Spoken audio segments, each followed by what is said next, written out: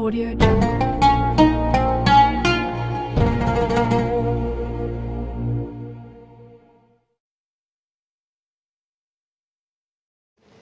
Assalamualaikum warahmatullahi wabarakatuh. Hamdan wa syukran lillah, sholatan ala rasulillah, la haula wa la quwata illa billah. Alhamdulillah. Syukur alhamdulillah kita masih dipertemukan dengan bulan suci Ramadan. Bulan di mana Allah melipat gandakan pahala kita. Bulan di mana umat manusia, umat muslim diwajibkan untuk berpuasa Ramadan. Puasa Ramadan merupakan momen penuh berkah bagi umat muslim.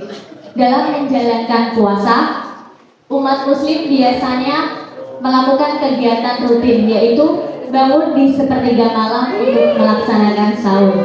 Namun banyak dari kita yang terkadang masih menyepelekan makan sahur. Padahal banyak sekali keistimewaan dan keberkahan saat kita melaksanakan sahur. Sebagaimana sabda Rasulullah SAW, "Tasahharu fa inna fi sahurin barokah."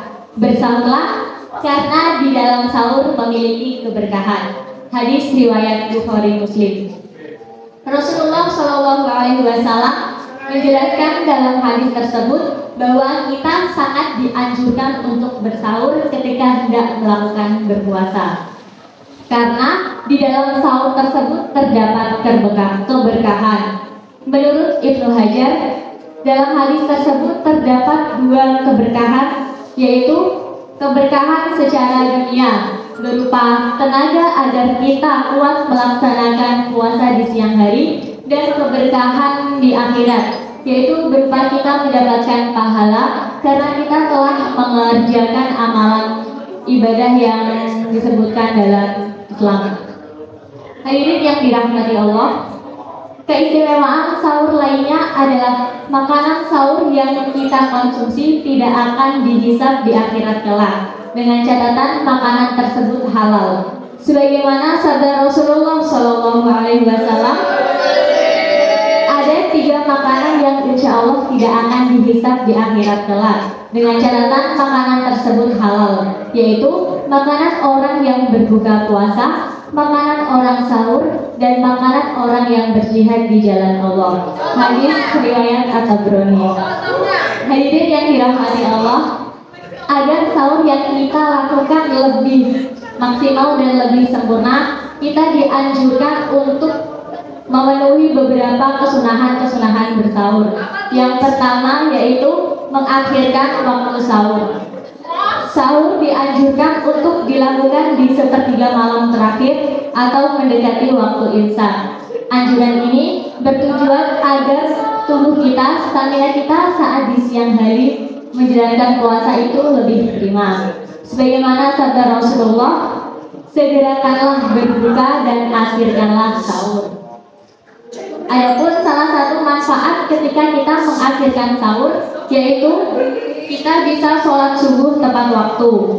Karena ketika kita sahur di dini hari, kemungkinan setelah sahur kita akan tidur kembali, sehingga kita akan telat melakukan sholat subuh.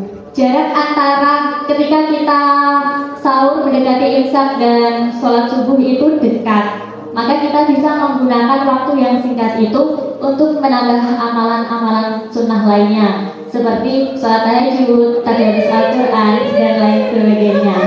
Hadirin yang dirahmati Allah, kesunahan sahur yang kedua yaitu tetap melaksanakan sahur meskipun masih kenyang. Meski tujuan utama dari sahur adalah untuk menjaga stamina kita di siang hari saat berpuasa, namun jika kita masih merasa kenyang dan tidak memungkinkan untuk memakan sahur, maka kita cukup untuk meminum seteguk air. Itu sudah mendapat keberkahan dari sahur.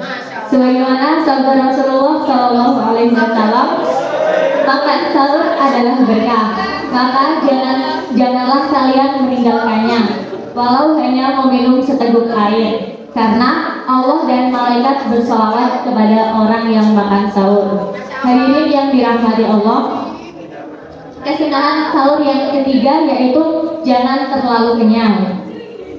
Tujuan utama dari berpuasa adalah menundukkan syahwat kita dengan cara mengosongkan perut. Sebab itu, jangan sampai tujuan ini tidak tercapai karena kita makan sahur terlalu kenyang. Imam Al-Ghazali dalam kitab Ihya Ulumuddin menyebutkan bahwa perut yang kenyang akan menyuburkan syahwat. Sementara syahwat sendiri itu merupakan pintu utama setan untuk menggoda manusia untuk melakukan maksiat. Selain itu, ketika perut kita terlalu kenyang, kita juga akan malas melakukan ibadah-ibadah sunnah. Jangan sampai Ramadan yang kita jadikan momen panen pahala ini menjadi sia-sia karena kita tidak bisa memaksimalkan amalan-amalan sunnah di dalamnya. Demikian keistimewaan dan keberkahan makan sahur bagi orang yang berpuasa. Mari jadikan momen sahur bukan sebatas menyantap hidangan untuk kesiapan berpuasa di siang hari, tetapi juga menjadikannya peluang untuk meraih limpahan berkah dan pahala di bulan ini. Mudah-mudahan teman-teman yang ada di sini semakin giat dan konsisten dalam berpuasa.